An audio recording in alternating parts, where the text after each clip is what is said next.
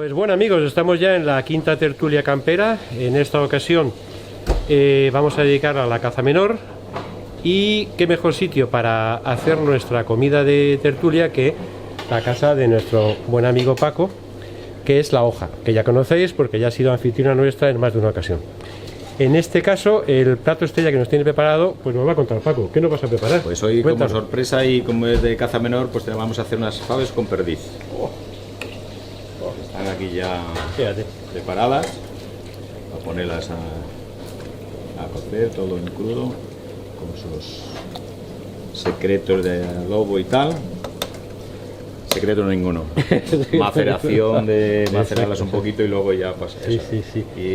Y aquí ya pues esto es ya la preparación y aquí las tenemos Y esto ya sería terminadas para comer ya. Entonces si las metes bien se verá que está la perdiz, está desmenuzada, porque cuando termina de aquí las sacamos las perdices y las desmenuzamos en frío para que la gente coma solo las faves y la perdiz. Porque siempre andan tropezando con el hueso, alguna señora empieza a cortar con el cuchillo y se le va hasta a la canaleta en vez de ir a la boca. ¿Estas perdices tienen perdigón, Paco? Estas perdices tienen perdigón. Tienen perdigón, como debe ser. Bueno, sí, pero estas porque son las que matamos nosotros y comemos. Exacto. Sabes tú que ahora ya no hay ninguna Por con eso perdigón. te pregunto yo, porque es el Estas tema. tienen perdigón. Dices que no hay secretos, seguro que hay algún secreto. Bueno, el secreto es de hacerlas bien, ponerles cariño y ponerles Cariño. buenos productos. ¿Tienes algún ingrediente especial que digamos que le dé No, tu... hombre, lleva un poquito de pimienta, lleva un poquito de tomillo, lleva Sí, todas sí, cosas, hierbas del campo. Lo que es, lo que tiene que Sí, ser, como debe de ser, efectivamente.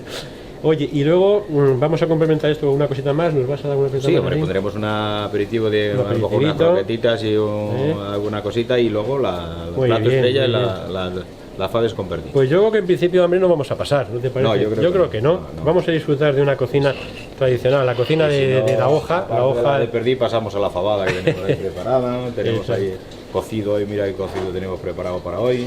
Fantástico. O sea, no olvidéis la recomendación. Los miércoles cocido. Los miércoles cocido y estas faves con perdiz de La Hoja, que nuestro amigo Paco nos cocina siempre con cariño, que es una recomendación muy buena para los cazadores y para los cazadores. Así que ya sabéis, aquí os esperamos. A los que les gusta el pelo y la pluma. Hola amigos, estamos otra vez con nuestras tertulias camperas. En este caso vamos ya por la quinta. Prontamente el tiempo va avanzando, pues seguimos con nuestra andadura sin parar. En esta ocasión sabéis que vamos alternando toros, caza, toca caza. La anterior fue de caza, os acordáis que hablamos con Victorino Martín sobre todo de Lidia, y hoy nos toca caza otra vez. ¿Y sobre qué vamos a hablar de caza? Pues sobre un tema que consideramos que es interesante tocar y debatir y hablar sobre él porque está ahora mismo un poco en el ojo del huracán, la caza menor. La hemos titulado Requiem por la caza menor, nuestra reina se muere, evidentemente nuestra reina se ha perdido. Para ello contamos con una serie de tertulianos, algunos de ellos ya son, digamos, de la plantilla, y también contamos con alguna incorporación nueva y que seguro que la tenemos en más ocasiones con nosotros. A mi derecha tengo María Ángeles Palmero. María Ángeles Palmero es cazadora, muy cazadora, de mayor, de menor, es propietaria titular de cotos de caza, empresaria, sobre todo has hecho muchas cosas de perdiz, ¿verdad, María Ángeles? Te has saltado, por así decirlo. Con lo cual creo que en su punto de vista puede ser muy importante a la hora de valorar el tema de la perdiz. Tenemos también con nosotros a nuestro buen amigo Javier Gil. Javier Gil va a ser un poco el punto joven, vamos a decir, realmente lo es muy cazador, aficionado a la caza menor y presidente de Jocama. Jocama son los jóvenes cazadores madrileños. Entonces creo que en este caso es un punto importante tener esa visión de los jóvenes. Porque los demás a lo mejor quizás nos remontamos a tiempos muy pasados y quizás la comparación pueda resultar en un momento dado mejor peor de lo que quizás sea en el momento. Contamos también con nuestro gran amigo, que es Cristóbal de Gregorio. Cristóbal de Gregorio pues es también muy cazador, muy aficionado al menor. Ha sido de los medios muy especializados, obviamente, siempre, pero como experto, vamos a decirlo, no como otra cuestión, hombre que conoce muy bien el tema del que hablamos. Y yo con Cristóbal voy a empujarle a que nos hable sobre todo de un tema importante, que es la influencia de los predadores, sobre todo de nuestro querido meloncillo, en la teórica bajada de la caza menor. Nos acompaña también, como siempre, ya dos grandes veteranos, José Miguel Rosa Reverté, en este caso es presidente del Safari Internacional, el capítulo Iberian Chapter, pero aquí no viene como Safari Internacional, que estamos hablando de caza menor, pero sí que es una persona que ha tenido contos de caza menor, ha sido cazador y es cazador de caza menor, y un buen conocedor de la perdiz y su desarrollo en los campos de caza. Y como siempre, nuestro gran amigo Marcos, director del programa Caza y Pesca y Naturaleza de Radio Intereconomía, que completa la plantilla de tertulianos. Y por supuesto, nuestro invitado de honor, también lo conocemos, en este caso, Eduardo Cocavita, generalmente suele estar en este lado, en el lado de los tertulianos, pero esta vez le hemos colocado en el lado del invitado para que sepa lo que es padecer del otro lado de la mesa. Eduardo Coca, bueno, ya lo conocéis de sobra, también gran cazador, pero todo muy aficionado a la caza menor tradicional, es escritor, articulista, y creo que su opinión como invitado va a ser el punto de arranque necesario e importante, porque nos va a dar más un poco las pautas que va a seguir la tertulia. Bien, una vez presentados ya, digamos, nuestro invitado y nuestros contertulios, pues vamos a meternos en el tema objeto de la tertulia.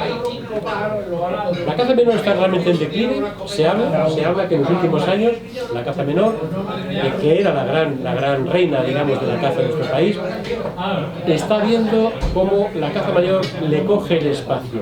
Está tomando un espacio como realmente la más importante en este momento. ¿Y por qué la caza menor está en este declive?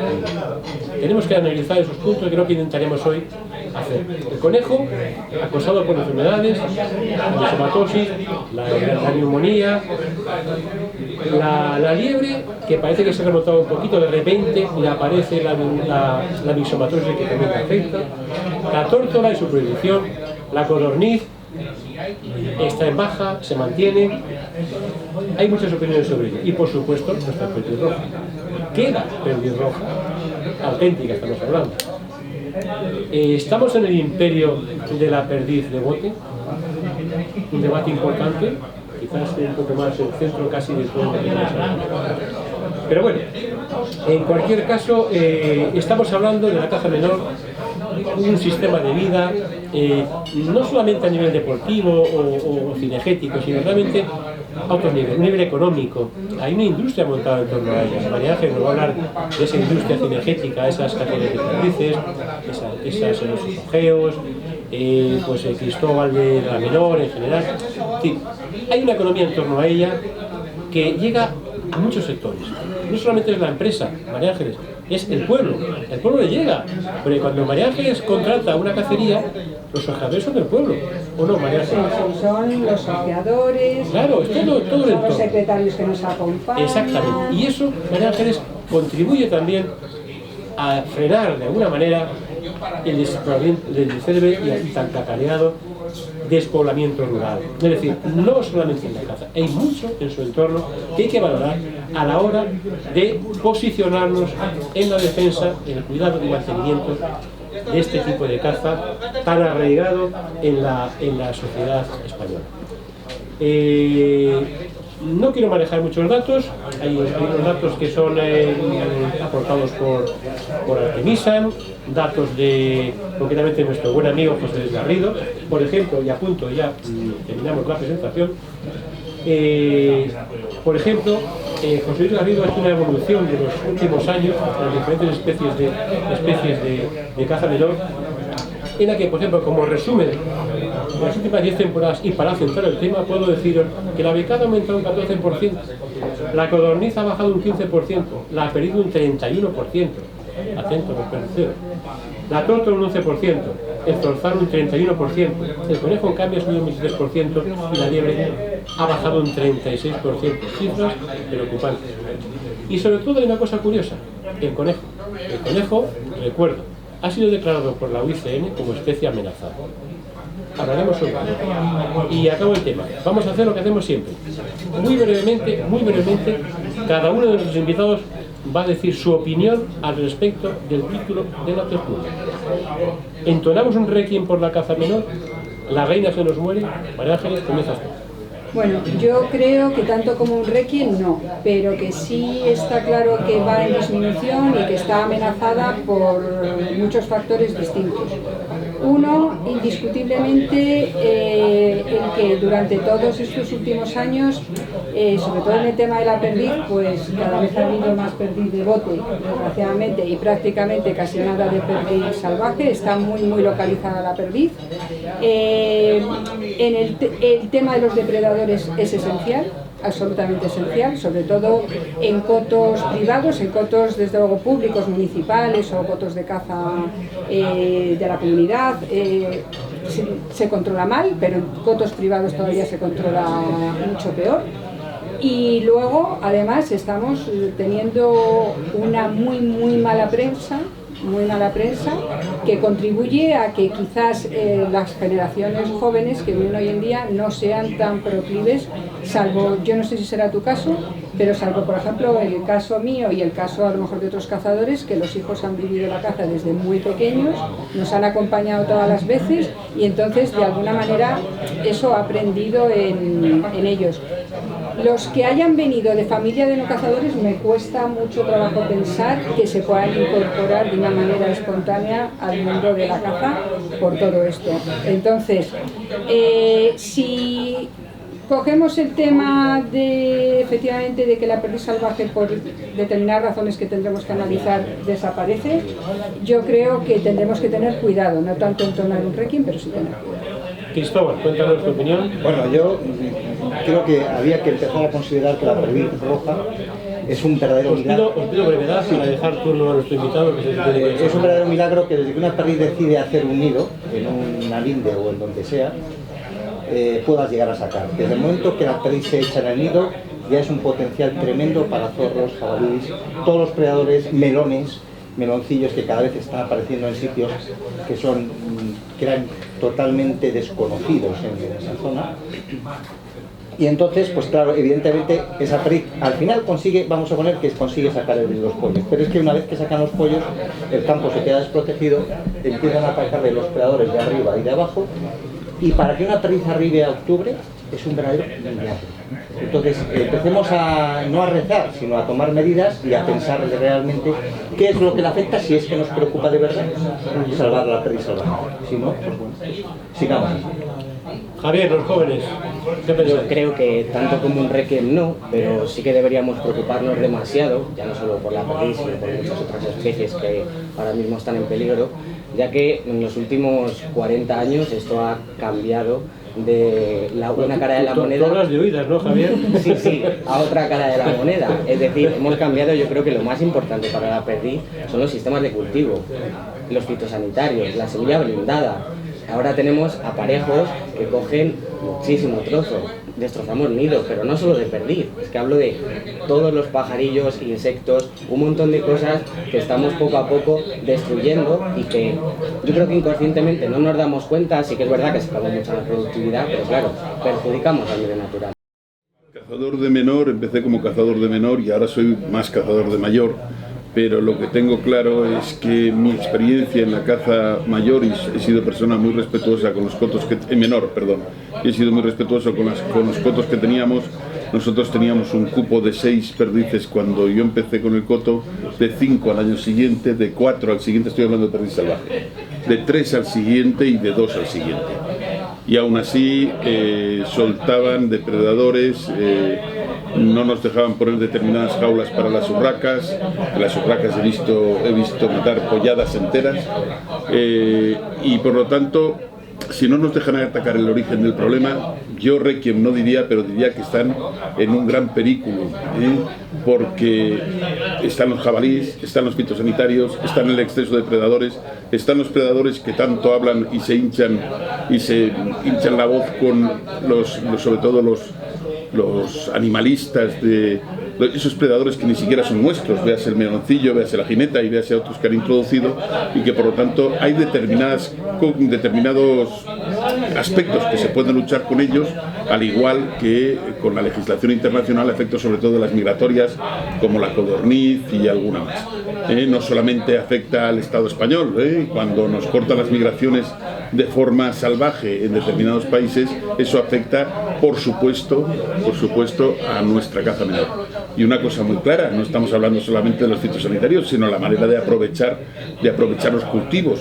No pueden, yo he cazado 2 corzos con las orejas cortadas ya, los cultivos, las cuchillas son tan bajas que a pesar de que se aplaste muchísimo el corzo, pues le ha cortado las orejas. Entonces, imaginaros lo que pasa con los nidos de perdices y con otro tipo de nidos.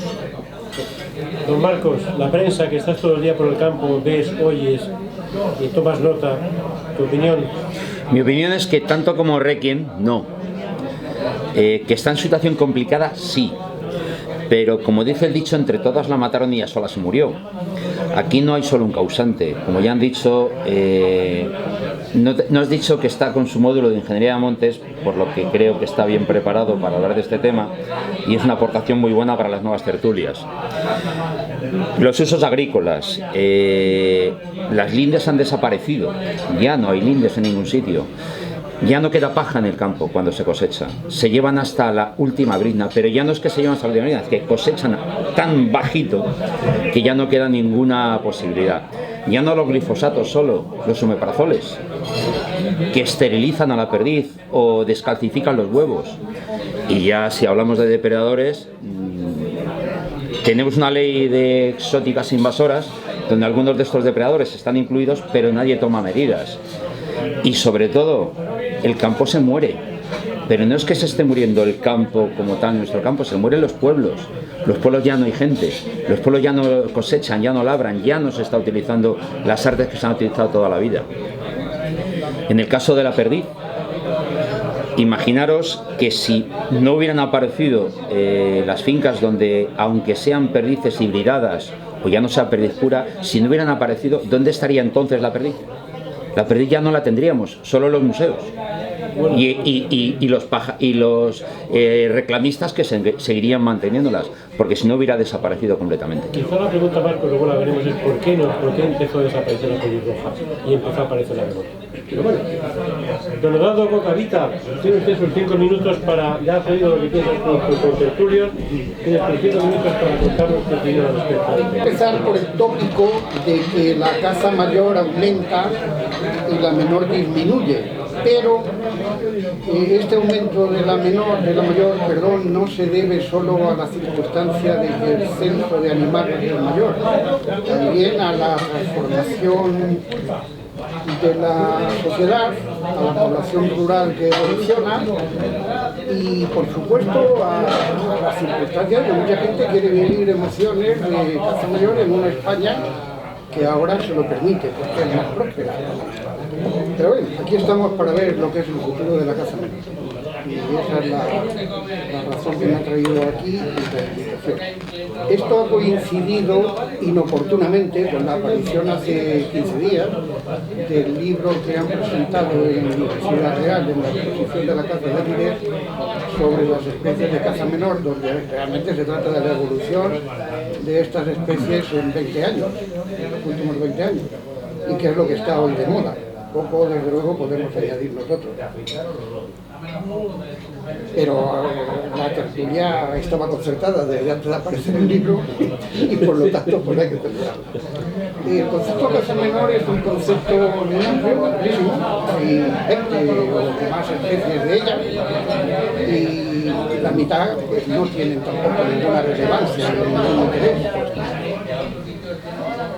¿Cómo podemos saber la evolución de la caza menor? Pues eso se debe tener de los datos que se derivan de las declaraciones que se hacen. Pero, ojo, yo de esos datos no me fío. Primero, esas declaraciones no son completas. Segundo, las que se hacen la administración unas veces las trata y otras veces no las trata. Y luego, la exactitud de esas declaraciones yo no las creo. En muchos casos se engordan las declaraciones porque se teme que haya un rebaje de los cupos asignados, y además también porque cuando se trata de cacería, pues hay que ofrecer resultados de los últimos años para que se siente al comprador. Y otras veces lo que pasa es que se adelgaza, porque se exceden los cupos y no se puede decir, o porque temen que haya una subida de las tasas, o que aparezcan signos económicos con trascendencia impositiva y huyen los que tienen que hacer las declaraciones. Otro factor, indudablemente, que perturba la credibilidad de los datos que se declaran, y estoy hablando incluso de los que ha sacado José Luis Garrido, porque José Luis Garrido se limitaba a preguntar a unas y a otras administraciones, muy pesado a insistir y a seguir las listas. Y es que de esas piezas que se declaran, pues naturalmente hay muchas que son piezas de granja, en las especies que son susceptibles de esta procedencia. Todos sabemos que los controles en origen no son desde luego los deseables y que tampoco mucha gente, no digo que todos, tiene interés en decir que su caza es comercial y una caza postiza, y lo que hacen pues es que camuflan las piezas de granja como si fueran piezas naturales, con lo cual se está distorsionando la realidad de lo que es la caza menor en el campo. Que eso es lo que hay. Entonces, con lo que hay y con los datos que manejamos, pero sobre todo, yo te lo digo también, con la observación que hacemos los cazadores, la gente de campo, la gente que vamos al campo y estamos en los pueblos y llevamos mucho tiempo cazando, pues yo lo que deduzco es que hay una progresiva disminución de las piezas de caza menor. Excepcionalmente solo hay un crecimiento en la becada, que es una cosa significativa, y también hay un crecimiento en el conejo, que por lo tanto, que además a mí, os lo digo en serio, me ha supuesto una sorpresa, pero después de charlar con José Luis Garrido y ver que es la especie de caza mayor que más crece, he llegado a la conclusión de que es que hay dos Españas para el conejo.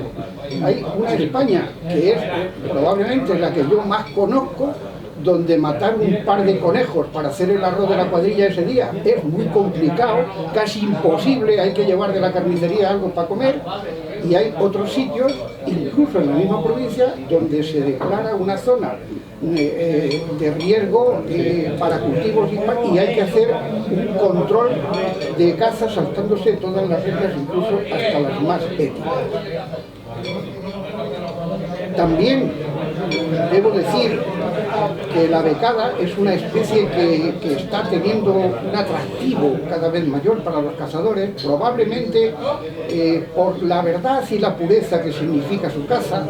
Yo creo, además, he observado que la becada está en territorios donde antes no llegaba, y también es un crecimiento claro que tiene. Según las estadísticas de José Luis, me parece la segunda pieza de caza menor, que crece en nuestro país. Y también porque yo creo que hay más gente que la caza, hay más gente que la busca, y eso ha determinado que haya unas declaraciones de cobro de piezas mayor, que bienvenidas sean y mucho que se agradece. La liebre, pues la liebre con todas las cautelas me parece una especie en clara recesión, porque no es un tema de la misomatosis, es que la recesión viene de atrás, de manera alarmante. Y también, para ya terminar, porque veo que los cazadores están muy inquietos por el tema del tiempo y por los compromisos que tengan asumidos para hacer, pues aquí la perdiz es harina de otro costal. Yo sinceramente creo que la perdiz es un ave que está llamada a engrosar las listas de especies protegidas. No va a ser mañana, no va a ser pasado mañana, pero la perdiz termina, la perdiz libre, que nunca se extinguirá, porque nadie va a soltar perdices en los montes de Gredos o en los Pirineos, y algunas quedan, eso no va a pasar nunca, pero en los cotos tradicionales, en los esteparios, en las tierras de labor, la perdiz va a terminar siendo protegida. Y habrá un día en que derribar una perdiz libre te llevará a la cárcel como hoy te llevas si matas un águila o un lince. Por alusiones, yo identifiqué en su momento cuál era el factor que viene desde hace casi ya 30 años que estaba influyendo en el tema de la perdiz roja. Es muy sencillo. En el año 90, yo se lo estaba comentando ahora mismo, yo gestionaba única y exclusivamente para amigos, solamente lo cazábamos 3 familias, yo gestionaba casi 11.000 hectáreas en Toledo de perdiz de un coto municipal con 2 fincas privadas alrededor. Le cazábamos o le quitábamos alrededor de unas 10.000 perdices todos los años. No se repoblaba de ninguna manera y seguíamos manteniendo la madre año tras año durante cerca de 7 años. A los 7 años nosotros, el pueblo, la Cámara Agraria del Pueblo y sus representantes decidió cometer una tropelía en cuanto al precio.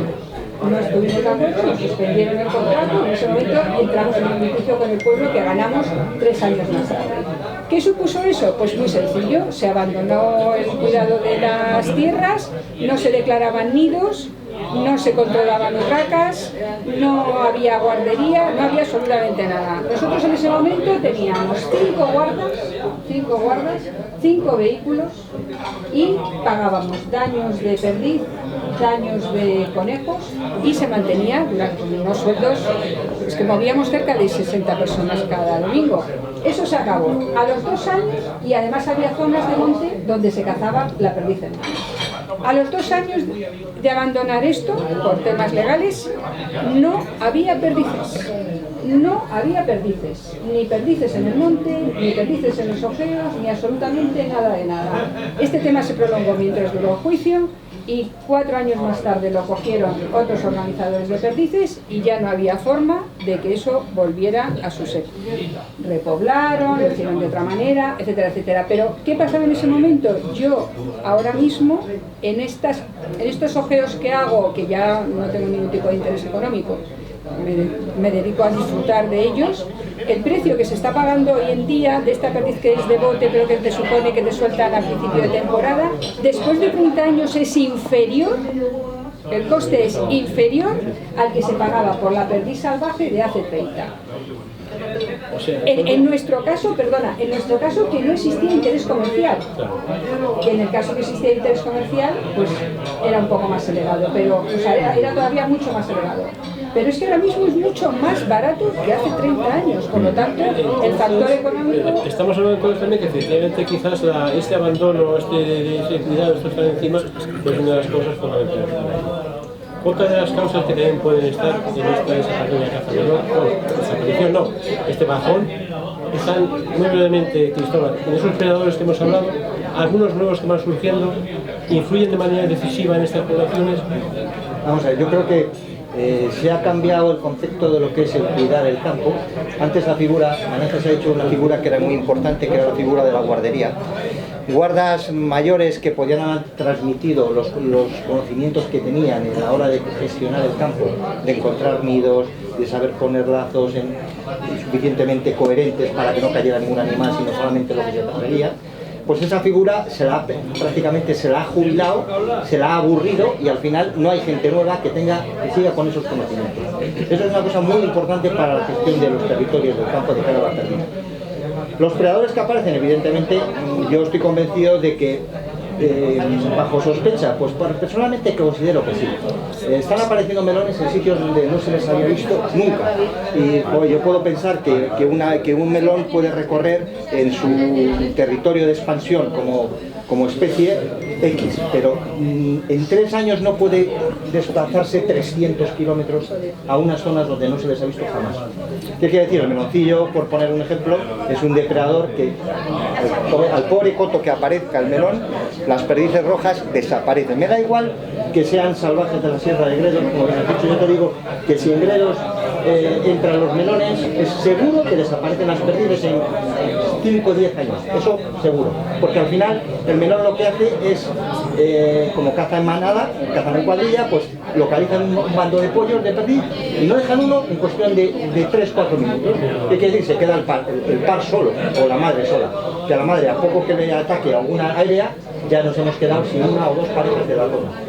Creo que por desgracia esa es la realidad del campo y hay que intentar sentarse y hablar con la administración. La administración no puede esconderse, yo creo.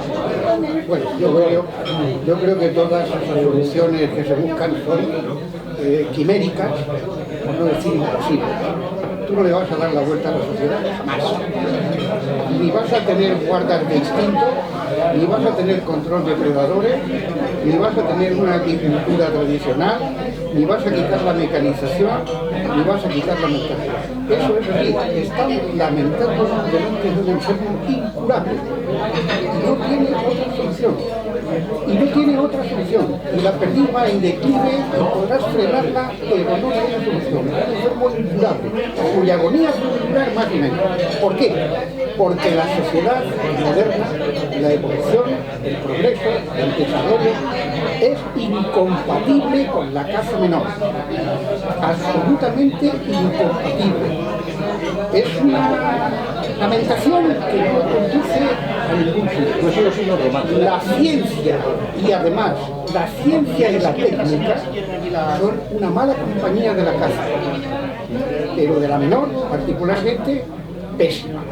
Los propios cazadores hemos empujado estos factores que nos han venido por la naturaleza o por la evolución social porque hemos sido insaciables. Señor Losa. Bueno, yo vamos a ver, en este punto tengo que estar en total y absoluto desacuerdo con el invitado de hoy.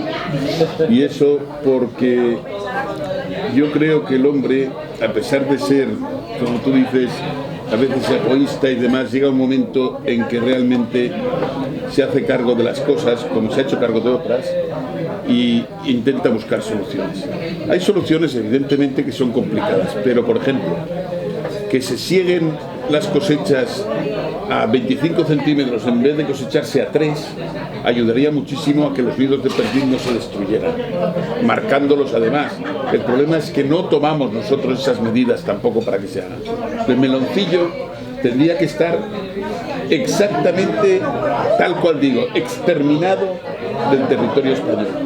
Es un animal que lo trajeron de África y que por desgracia se va reproduciendo. Dudo mucho, Cristóbal, dudo mucho porque ya confío medianamente en la inteligencia de los humanos, que se atrevan a soltar meloncillos más allá de donde el meloncillo ha llegado, porque eso es una barbaridad. Yo estoy convencido. Eso es una barbaridad total y absoluta. Pero es que el problema es meloncillo, tenemos problemas con el meloncillo, pero tenemos el problema con, pero sí es igual, los córvidos. Si los córvidos matan muchísimas perdices. Entonces, coño, que nos permitan tomar determinadas medidas para poder paliar por lo menos determinadas cosas.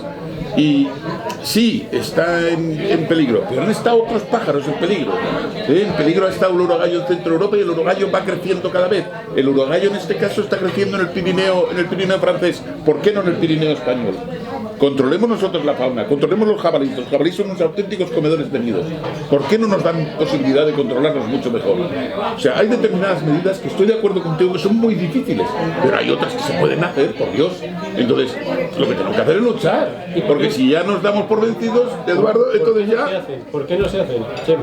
Pues no se hacen porque somos una pandilla de desarrapados. Eso somos lo que somos los cazadores. Somos una pandilla de desarrapados. Cada uno quiere su ego personal. Uno quiere colgarse la medallita porque ha hablado con este. El otro la otra medallita. Caramba.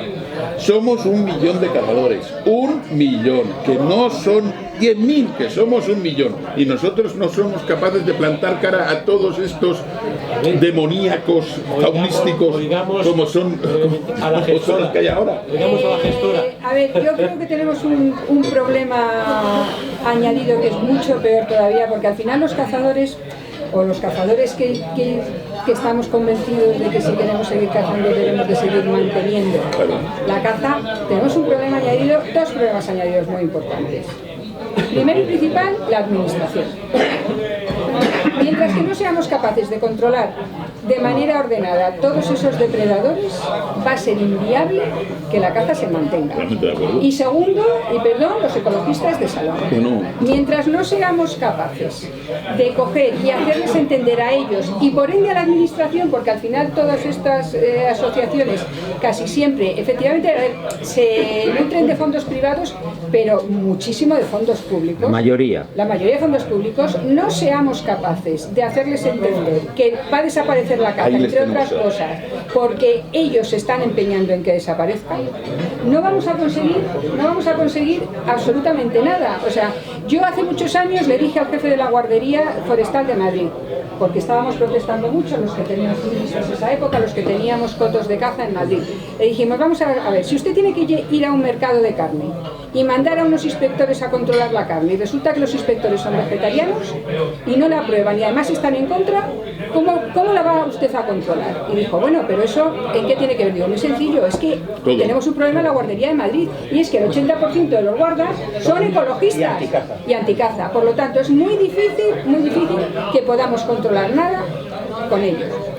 Referente a lo que has dicho, referente a la Guardería de Madrid, tenemos un 50-50. Cuando yo no, Tenemos un 50-50 porque somos la única comunidad que tiene guardería de la comunidad y del Ministerio del Interior. Problema principal. Si has dicho que los cazadores, mejor dicho, que los ecologistas, hay que convencerle, mira, al ecologista o al ecolisto o al ecojeta no le vas a convencer. Pero la culpa de que la gente no escuche el mensaje es nuestra. No hemos sabido explicar el mensaje, porque entre los talibanes animalistas y los cazadores hay una inmensa mayoría, millones de personas, que lo único que no tienen es información, que no hemos sabido dar esa información, que no hemos sabido explicar por qué, para qué y por qué es necesario lo que hacemos. Ese es el grave problema. Es un problema de que hasta ahora, siempre, cada vez que comentabas a alguien, oye, que esto no lo van a quitar, ¡buah! En mi pueblo me lo van a quitar, a mí, vamos, saco la escopeta y la monto. Mira lo que ha pasado. Si queremos hacerle entender a la gente lo que ocurre cuando se sobreprotege algo, tenemos ejemplos en África donde grandes parques naturales, donde la fauna era brutal, desde que se han protegido en extremo y la caza se ha borrado, esos parques han desaparecido. Ya no hay animales. Cada vez que se sobreprotege cualquier especie, esa especie tiene la manía de desaparecer. Por algo será. Pero ese mensaje jamás nos hemos planteado en contárselo a la sociedad. Nos hemos limitado a mirarnos al ombligo y mirándonos al ombligo hemos dicho, aquí no pasa nada. Aquí sí pasa. Si me permitís una palabrita solo. Yo creo que estoy viendo que esto va a ser entre todos la Patagonia sola. Lo he dicho bien claro, entre todos la mataron y ya sola se murió. Ya por terminarlo, si por seguir toda la mesa. Hemos hablado los viejos, hemos hablado los que hemos vivido todo esto, hemos vivido un periodo de esplendor, hemos tenido geos magníficos en los que matamos un montón de perdices, no sé cuántos.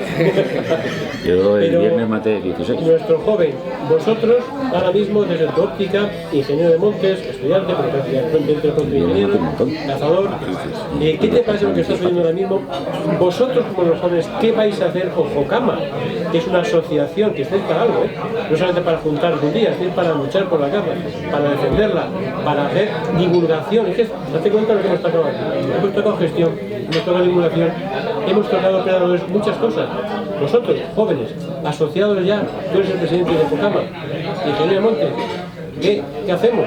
Yo creo que tiene mucha razón Marcos en que la culpa la primera la tenemos nosotros mismos en no dar esa propia información. Y por eso mismo se creó Jocama, no solo para juntarnos, sino porque el punto principal de todos estos problemas es la educación. La educación ambiental, la educación hacia el campo. Nos hemos ido de los pueblos. Antes, como bien has dicho, te enseñaba tu padre, te enseñaba tu abuelo, te sacaban al campo. El campo te enseña por sí solo, no hace falta aprenderlo en los libros. Y ahora mismo vivimos en ciudades donde tengo mi perro, mi gato y son muy bonitos, estar en un sofá, pero salgo al campo para dar un paseo y sí, veo muchos animales, pero yo no sé en qué situación real están esos animales. Y digo situación real porque la mayoría de la gente en la sociedad actual está muy equivocada en qué situación está la naturaleza, en qué situación está el campo. Y de verdad los cazadores somos los que sabemos como naturalistas y como ecologistas, no animalistas. Diferencio la palabra ecologista de animalista. Pero ecologista es que cuidas la totalidad de la naturaleza. Yo me considero ecologista al ser cazador.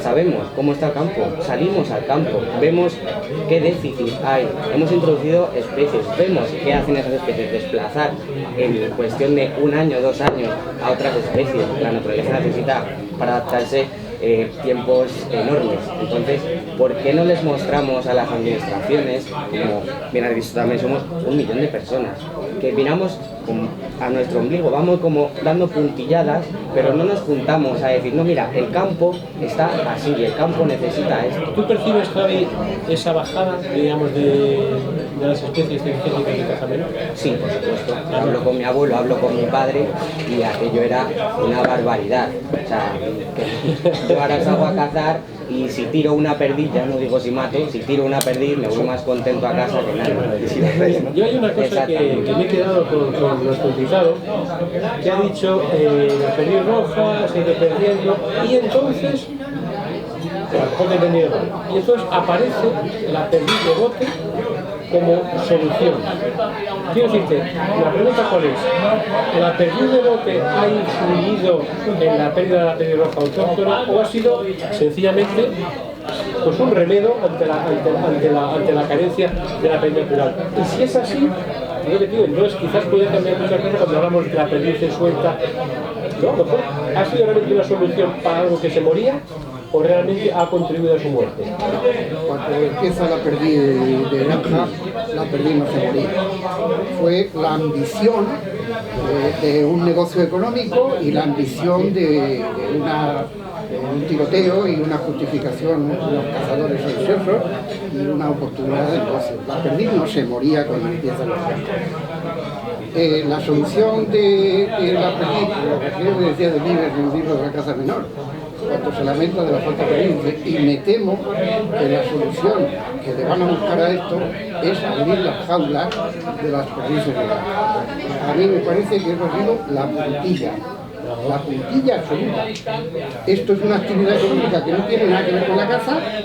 Quien la practique y quien la fomente y quien la sostenga, poderes públicos, privados, lo que sea, sabrán lo que hacen, pero la perdiz de bote, las granjas han liquidado definitivamente a la perdiz natural. ¿Por qué? Porque mira, lo primero que ha pasado es que el dueño de un coto ha perdido absolutamente todo el interés en criar perdices.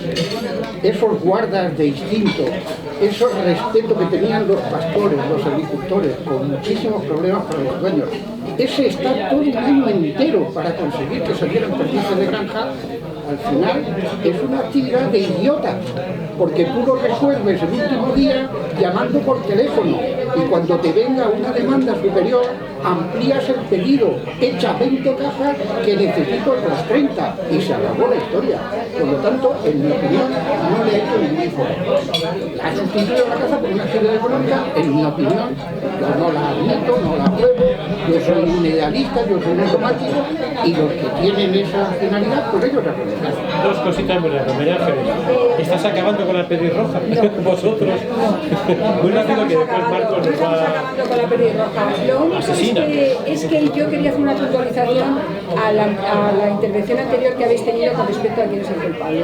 Tenemos un gran culpable, porque vosotros estáis diciendo, los cazadores no sabemos comunicar, no sabemos exponer realmente lo que estamos diciendo, no tenemos voz. No, es que tenemos un problema muy importante, que es la prensa. Ya, pero como prensa que soy o como radio que soy, me ratifico. Jamás hemos, ni siquiera la prensa, sabido comunicar ese mensaje. rápidamente. Ese es un problema. Y sí me gustaría saber una cosa. ¿Dónde se entregan esos certificados de cazador de verdad o caza de mentira? Oye, y hay una cosa que también planteo antes de otra cosa. ¿Y quién da certificados de pureza de perdices? Eso para después. Pero es que hay quien los tiene. Un tema muy claro. Oye, yo estoy cansado de tanto del tema de la comunicación. Es que nosotros centramos mal nuestra comunicación. Sí. Nosotros, como nos comunicamos a nosotros mismos, nosotros estamos muy contentos. Claro, ese es el problema. Perdonar, pero es que estamos muy contentos. Yo he intentado colgar noticias de caza, pero no solamente de caza, es decir, de captura y muerte de un animal, que es el fin y el objetivo de la caza, sino de la caza social, de los beneficios que aporta, de los alimentos que produce y todo lo demás. Y no he conseguido que ningún medio generalista lo publique. Sí. Ninguno, solo ABC. Sobre eso... Y así de claro os lo digo. Vamos a ver, sobre eso, vamos a ver, lo primero que yo quiero decir es la responsabilidad que tenemos los de más de 50 años que hemos conocido. Aquí no hay ninguno de estos, ¿eh? No, perdona, Por suerte, perdona. Si hablas de ti solo... ¿Quieres decir más de 50 años? No, más de 50 años que hemos vivido la caza salvaje, las pérdidas salvajes, y tenemos una responsabilidad. Muchos de ellos se han pasado a la mayor porque ven que la menor pues ya no tiene sentido y que es el pobre el que venga detrás de rey. Entonces yo creo que ya que se han disfrutado de las pérdidas salvajes, hay que también arrimar el hombro para que esto no vaya al traste. Eso una. Y dos, el tema de la comunicación, yo llevo mucho tiempo diciendo que igual que los franceses saben gastar mucho dinero, la Oficina Nacional de la Caza de Francia, en comunicación. Ese es otro problema, gordo. Yo hace poco, lo digo porque ya que ha venido al caso, tengo un buen amigo que la vida no son casualidades, que es uno de los mejores informadores y comunicadores de este país. Y me lo dijo hace 3 años, dice: Cristóbal, tenéis la batalla perdida mientras que no seáis capaces de trasladar lo que hacéis a los medios. Entonces, yo le he dicho hace poco al presidente nuevo de la Federación Española de Caza que quería tener que presentárselo, porque sería bueno que la propia federación, ya que es el propio estamento, digamos, en principio, pues pudiera empezar, por nunca mejor dicho, a dar los primeros pasos. Veremos a ver si hay interés y si se puede fraguar, por lo menos ese conocimiento. Cristóbal, preséntamelo a mí. Fíjate, Cristóbal, que no hay otra persona. Cristóbal, cuando quieras te vienes con él. Diga quién es, no hay Yo te digo que cuando quieras te vienes con él. Nosotros estamos dispuestos a gastarnos dinero. Cristóbal, ¿sabes? Mala suerte. Hoy tenía que haber estado sentado aquí Nacho con nosotros, pero bueno, temas de la última surgido, pues no está aquí. Una reunión en Cantabria de última hora. Yo creo que un poco por ir poniendo un poquito por el tema, yo creo que el tema de la dispersión de la perdiz, que casi no centro en ella, porque la base es problemática. Además, están sujetas a otro tipo de cuestiones. Yo lo que puedo corregir es que se juntan bastantes factores. Se juntan factores, digamos, externos, pueden ser los predadores, puede ser tal, la administración, vamos a llamar externa, pero también siempre está una cuestión, hay un factor interno. Hay un factor importante en la gestión de los cotos, en que quizás tenga razón utilizado, en que a lo mejor se ha sacrificado la inversión en la perdiz roja por satisfacer ese ansia que a su vez ha representado un ingreso económico también importante. La mayoría del cazador. La mayoría del cazador, que dice que efectivamente, casi voy un poco a lo que he dicho antes. Entre todo la mataron y ya solo se murió. Aquí somos todos un poco responsables. Fíjate, me he dado cuenta un detalle, que es que se ha atacado poco a la administración, se ha atacado justo. La generalmente suele ser la culpable de todo. Bueno, pues realmente me ha parecido interesante como todos los cazadores hemos entonado el mea culpa de alguna manera en que eso existe. Pues quizás el punto de referencia sea ese. Vamos a poner las pilas. Los medios de comunicación que están en la esquina, ahí, Marco. Está. Que no para desde su medio, efectivamente, que es nuestro medio de defender y tal, pero quizás hay que extenderlo más. Habría que hacer unas jornadas que a lo mejor podemos promover un día de que los medios de comunicación se impliquen también en el tema y ayuden a que esto se divulgue para evitar tal. Creo que son muchos temas los que hay que tocar para que esto no se vaya al traste. Los jóvenes, aunque esperanzados, no dejan de reconocer este descenso. Los de caza mayor están cada vez más felices, son más cuando antes eran los menores. Hay que hacer algo. Y yo traspaso y disminuyen los cazadores. Exactamente. Pues trasladamos yo trasladaría el testigo, fíjate, de esta mesa a dos. A los jóvenes, en vuestra mano está que esto cambie. A la prensa, en vuestra mano está que esto se divulgue y esto se trabaje. A los escritores, a los críticos, a los periodistas, para que esto se siga manteniendo. No solo que no sea crítica, sino también aportar para que esto salga adelante. Gestores, empresarios, todos para adelante. Te voy a decir una cosa, José Ignacio, y nos hemos olvidado de la pieza que tú has dicho que no se le ha atacado a la administración. Dicho que poquito. Yo voy a poner un ejemplo que yo creo que siempre uno se ve reflejado. Para que yo pueda gestionar un coto, que yo no tengo ni idea, quiero que la administración me enseñe cómo criar perdices. Como decía el otro, ahí lo dejamos. Señores, nos despedimos, hasta la próxima tertulia. No es caza menor, pero está muy rica. Por la perdiz roja. Por la perdiz roja. Que siga viva siempre. Y que cante.